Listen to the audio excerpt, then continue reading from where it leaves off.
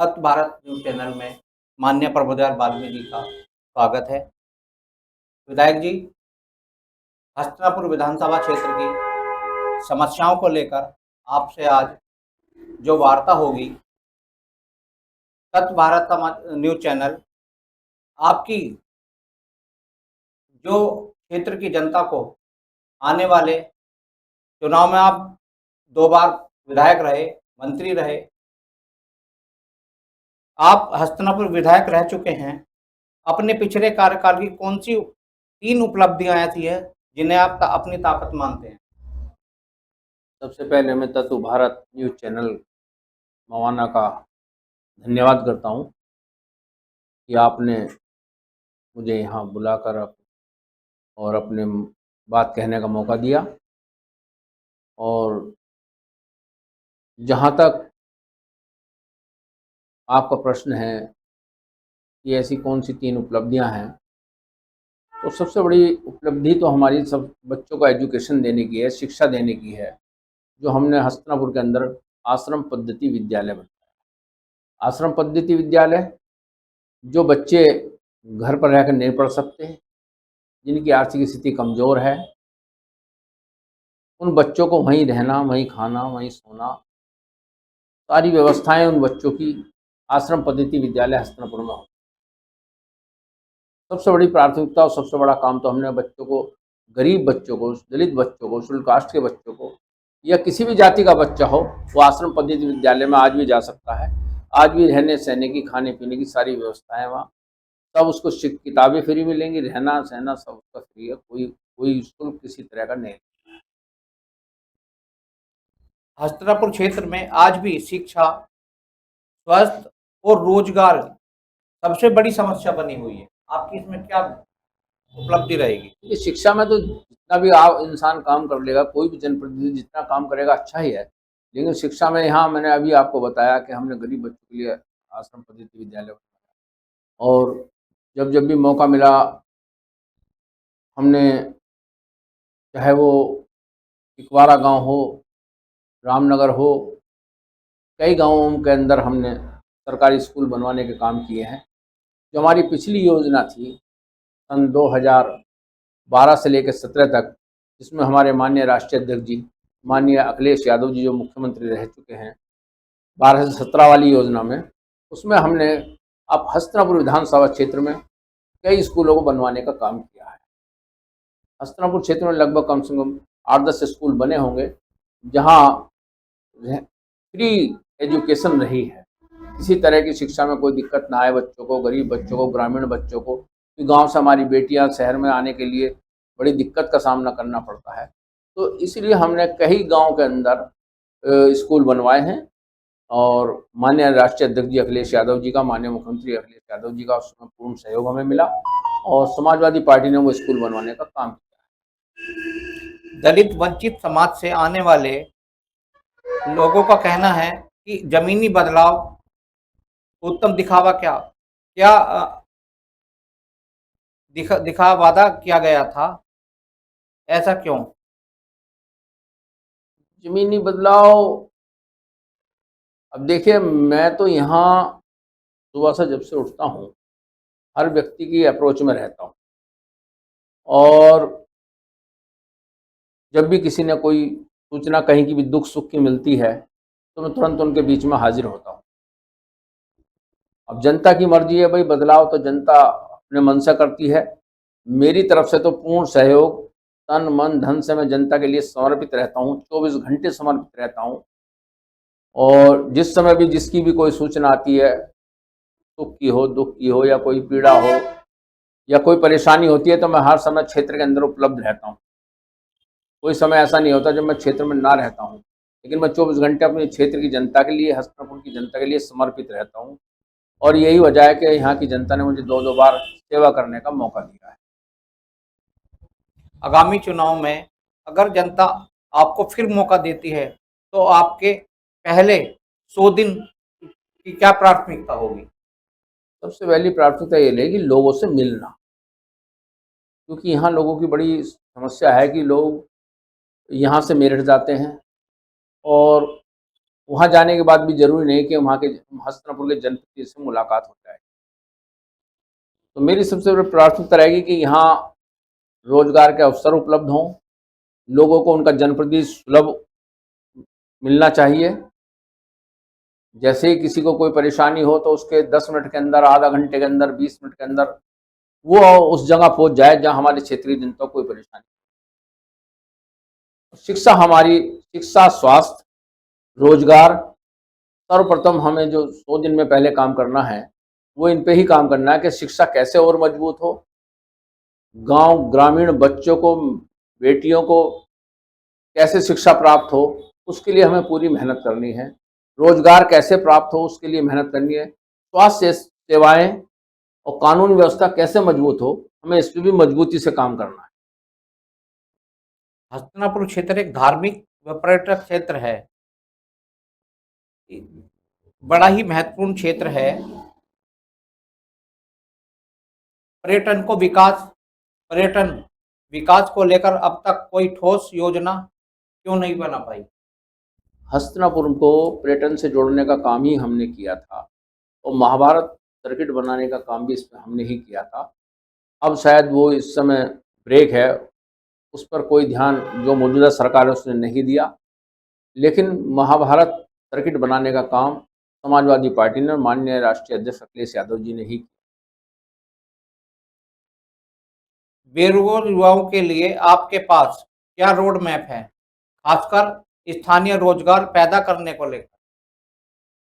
स्थानीय रोजगार जहाँ तक पैदा करने का प्रश्न है, मैंने अभी आपको बताया कि हम नौजवानों को ज़्यादा से ज़्यादा रोजगार देने का काम करेंगे। तो जब जब भी समाजवादी पार्टी की सरकार आई है, सरकारी नौकरियां सबसे ज़्यादा, चाहे वो शिक्षा में हो, टीचर की नौकरी हो, पुलिस भर्ती की नौकरी हो या अन्य किसी विभाग की नौकरियां हो, सर्वसे प्राथमिकता हमारे माननीय राष्ट्रीय अध्यक्ष अखिलेश यादव जी ने लोगों को रोजगार देने पे ही काम किया है। विधायक जी, विरोधी दल आरोप लगाते हैं कि ज्यादा समय आप जनता के बीच नहीं रहे, ऐसा क्या? ऐसा ये उनका भ्रामक प्रचार है, क्योंकि जब कोई आदमी ज़्यादा जनता जिसको चाहती है तो उसके भ्रामक प्रचार करते हैं। मुझसे ज़्यादा और मुझसे सुलभ भी कोई यहाँ अगर किसी उपलब्ध हो सकता है तो वो जनप्रतिनिधि अपना नाम बता दे। मैं यहाँ रहने वाला, 24 घंटे यहीं सोने वाला, यहीं खाने वाला, यहीं पीने वाला, यहीं रहने वाला, जो आदमी बचपन से लेकर आज तक वो हस्तिनापुर विधानसभा क्षेत्र मवाना में ही रहता हो, और उससे भी ज़्यादा सुलभ और कौन मिल सकता है। यहाँ अगर कोई पीड़ा हो जाती है तो इतने लोग मेरठ से चल के आएंगे, इतने तो प्रभु दयाल वाल्मीकि उनके घर पे होकर भी चला आता है। चाहे कोई पीड़ा का मामला हो, खुशी का मामला हो, गम का मामला हो, मुझसे ज़्यादा समय शायद यहाँ किसी ने ना दिया हो, वो नहीं दे पाएगा, चाहे वो कितना भी मेहनती पुरुष हो।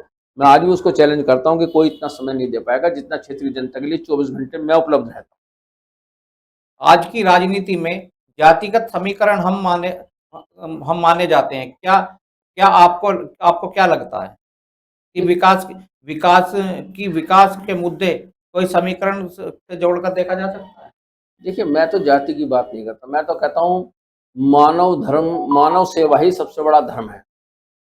और इंसान यदि इंसान की सेवा करेगा तो जाति कहीं आड़े नहीं आती है।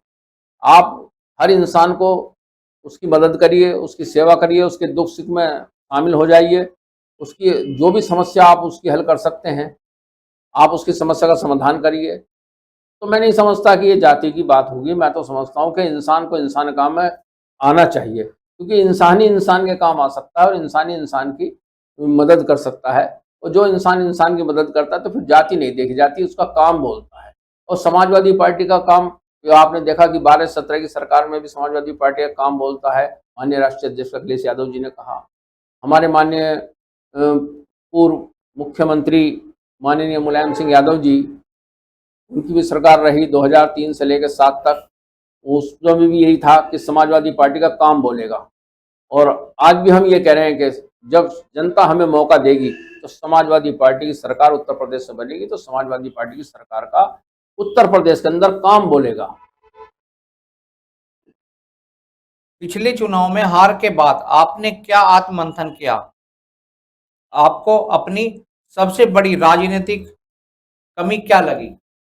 देखिए, मेरी तरफ से अपनी कोई कमी नहीं थी और ना ही सरकार में कोई कमी थी।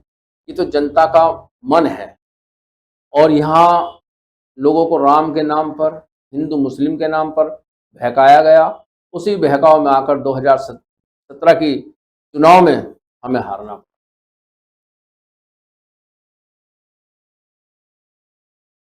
वह एक वजह है कि क्या जिसके चलते एक बार जनता को फिर प्रभुदयाल वाल्मीकि पर भरोसा क्यों करना चाहिए? मैंने अभी बताया था कि सबसे बड़ी बात यह है कि मैं 24 घंटे उपलब्ध रहता हूँ। हर आदमी ये चाहता है कि मेरा जनप्रतिनिधि मुझे मेरे अप्रोच में रहना चाहिए। यदि मुझे कोई समस्या बने तो मैं 10 मिनट में उसके आवाज़ से पहुंच जाऊं, या 10 मिनट में मेरा जनप्रतिनिधि मेरे आवास पे आ जाए या मेरी समस्या का समाधान कर दे, तो उन्हें लगता है कि प्रभुदयाल वाल्मीकि 24 घंटे हस्तिनापुर विधानसभा क्षेत्र में। और मैं तो पैदल घूमता हूँ, लोग तो बड़ी बड़ी गाड़ियों से आते हैं और लंबे लंबे वाहनों से आते हैं, काफ़ी संख्या बल के आधार पर आते हैं। लेकिन आपने मुझे देखा होगा कि प्रभुदयाल वाल्मीकि हस्तिनापुर मवाना क्षेत्र में पैदल ही घूमता है, साइकिल से घूमता है और हर आदमी की अप्रोच में रहता है। इसलिए जनता चाहती है कि भाई हमारा जनप्रतिनिधि ऐसा हो जो हमारी अप्रोच में हो, सुलभ हमें मिल जाए और शीघ्र हमारी जो भी समस्याएं उसका समाधान हो जाना चाहिए। हमने यहाँ फायर स्टेशन बनवाने का काम किया समाजवादी पार्टी में। हमने यहाँ नर्सरी बनवाने का काम किया, जो महिलाओं को प्रसव पीड़ा होती थी और उसके लिए परेशानी होती थी, तो उसमें हमने यहाँ 50 बेड का एसी बड़ा हॉल बनवाने का काम किया समाजवादी पार्टी। समाजवादी पार्टी ने फायर स्टेशन बनवाने का काम किया। समाजवादी पार्टी ने मंडी बनवाने का काम किया। समाजवादी पार्टी ने तहसील का जो नवीनीकरण कराने का काम किया। वरना यहाँ तहसील की बिल्डिंग जो थी सन 1950 की बनी हुई थी, खंडर बनी हुई थी। अनेकों जनप्रतिनिधि आए, अनेकों आके चले गए, लेकिन किसी ने इस तहसील को नहीं देखा कि पानी टपकता था। जो किसानों की पूंजी है, जिसको खसरा खतौनी फरद बोलते हैं, बैनामों की कॉपियां होती हैं, वो इस तहसील में रहती थी कमरों में। लेकिन उन कमरों में कहीं दीमक लग रही थी, कहीं पानी टपकता था। लेकिन जब हमने इस समस्या को देखा तो हमने समाजवादी पार्टी की सरकार में अपने माननीय राष्ट्रपति को कहा, तब उन्होंने इस तहसील का नवीनीकरण कराने का कहा। और एक बेहद जरूरी मैं आपको बात ये बता रहा हूँ कि यहाँ की जनता की काफी वर्षों से, लगभग 30 साल से यहाँ जनता की ये मांग थी कि यहाँ परिवहन स्टेशन होना चाहिए। समाजवादी पार्टी ने हस्तिनापुर विधानसभा क्षेत्र को मवाना में एक परिवहन स्टेशन और इतना बड़ा परिवहन स्टेशन देने का काम किया कि परिवहन स्टेशन ही नहीं है, उसके साथ उसका वर्कशॉप भी है। इतनी बड़ी जमीन को यहाँ एक्वायर कराया, इतनी बड़ी जमीन एक्वायर करा के यहाँ बिल्डिंग बनवाई ताकि लोगों को आने जाने, क्योंकि जहाँ आने जाने की सुविधा होगी वहाँ व्यापार भी बढ़ेगा, व्यापारी का कारोबार भी बढ़ेगा। छात्र छात्राओं को एजुकेशन लेने के लिए कहीं बाहर भी जाना पड़ेगा तो उसको उसकी परिवहन स्थिति अच्छी होनी चाहिए, ट्रांसपोर्ट अच्छा होना चाहिए। ट्रांसपोर्ट अच्छा होगा वो तभी होगा तो हम समाजवादी पार्टी ने यहाँ ट्रांसपोर्ट के लिए परिवहन बस स्टेशन बनवाने का काम किया। बस स्टेशन नहीं था, ये डिपो है कायदे में, लेकिन अब लोग इस पर नहीं ध्यान दे रही कोई सरकार, तो मैं क्या करूँ। तो सरकार की ड्यूटी है कि भाई मैं तो 17 से बाहर हूँ, अब 17 से मुझे मौका नहीं मिला काम करने का, वरना अब तक तो ये डिपो के अंदर सैकड़ों बसें चलती, आज मात्र 8-10 बसें चलती हैं यहाँ पर, वो भी आए दिन खड़ी रहती हैं। मवाना को परिवहन स्टेशन देने का काम समाजवादी पार्टी ने किया। मवाना को बच्चों के लिए आश्रम पद्धति विद्यालय देने का समाजवादी पार्टी ने काम किया। तहसील का नवीनीकरण करने का काम किया, फायर स्टेशन देने का काम किया और बिजली घर इतने बनवाए हैं हस्तिनापुर विधानसभा क्षेत्र में। हस्तिनापुर के अंदर, खास हस्तिनापुर टाउन में कई करोड़ का बिजली घर हो, कई बीघे में को बिजली घर होगा, जो हस्तिनापुर के अंदर ही बनवाया गया है समाजवादी पार्टी ने। और वो ही नहीं बनवाया, ऐसे सब स्टेशन न जाने हस्तिनापुर विधानसभा क्षेत्र में कितने बने होंगे। नहीं तो क्या होता था, पहले एक तार टूटता था तो पूरे मवानी की बिजली बंद हो जाती थी। आज आप देखते हैं अगर किसी भी वार्ड की अगर बिजली टूटेगी तो वो वही वार्ड का लाइन बंद होगी, सारे मवानी की लाइन बंद नहीं होगी।